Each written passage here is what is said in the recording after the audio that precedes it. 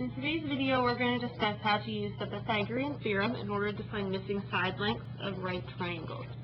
So if we take a look at our picture here, we have a picture of a right triangle. We know it's a right triangle by this little square here indicating that this is a right angle. Okay. Parts of a right triangle include two legs. We call those A and B. And then the hypotenuse, which is C, and that is the side of the triangle that is directly opposite of the right angle. The formula for the Pythagorean theorem is pretty famous. A squared plus B squared equals C squared. So if we square the length of side A, or leg A, plus the side B length squared is equal to side length C squared. Right, we have three examples to start with. We're using the Pythagorean theorem to find the missing side lengths.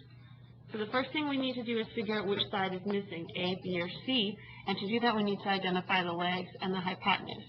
So the hypotenuse is directly across from the right angle. That's this side here. That's the missing side, so we're going to label it as X. Okay? So we don't know that side length. And actually, probably a better option, since it's the hypotenuse, would be to label it as C.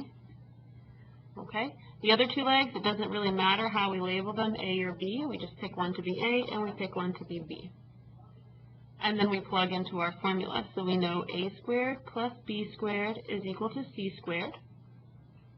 So A in this case is 4 plus B squared, which would be 12, is equal to C squared. 4 squared we know is 16. 12 squared is 144. And that's equal to C squared. So we take the sum, 16 plus 144, and we get 160 is equal to C squared. And we need to figure out what C is, not what C squared is. So we're going to go ahead and take the square root of both sides of our equation. And the square root of 160 rounds to 12.65, and that's going to be C. So you want to make sure you read the directions carefully in order to figure out what number to round to. Sometimes it's the tenth, sometimes it's the hundredth, sometimes it's the thousandth. Sometimes it's the nearest whole number. Right, triangle number 2. Here is my right angle, so my hypotenuse is directly across from that. So here C is equal to 14. Okay, and then again we need to pick the other two sides.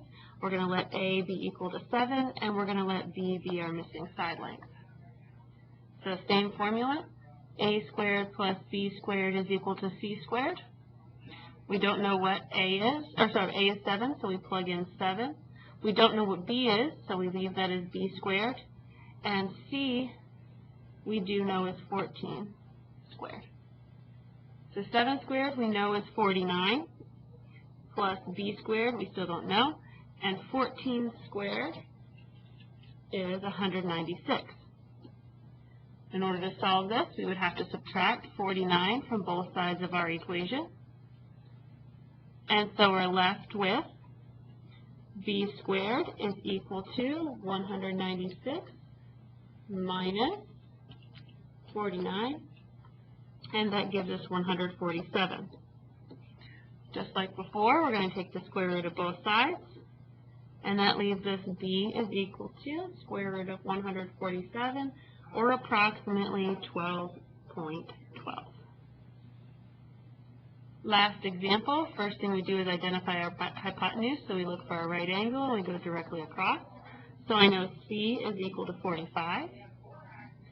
We're going to let this side be A here, and then we're going to let B equal 25. The two legs don't matter as long as you are consistent. So we're going to use the same formula one more time. A squared plus B squared equals C squared. A we don't know, so we're going to leave that. B is 25, and C is 45, so we'll plug those in.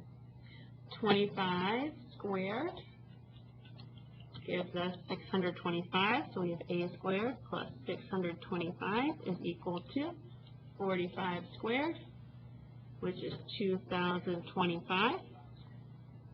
And we would subtract 625 from both sides of our equation in order to solve for A squared. And that gives us A squared is equal to 1,400. Take the square root of both sides.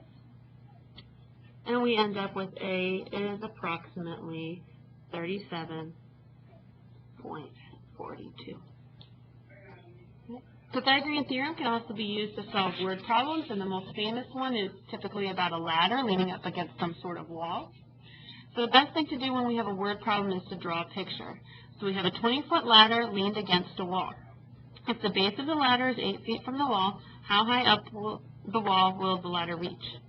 So there's the wall. Doesn't have to be fancy.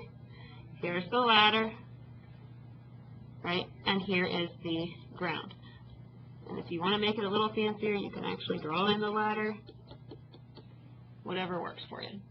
All right, we know the ladder is 20 feet. The length of the ladder, 20 feet.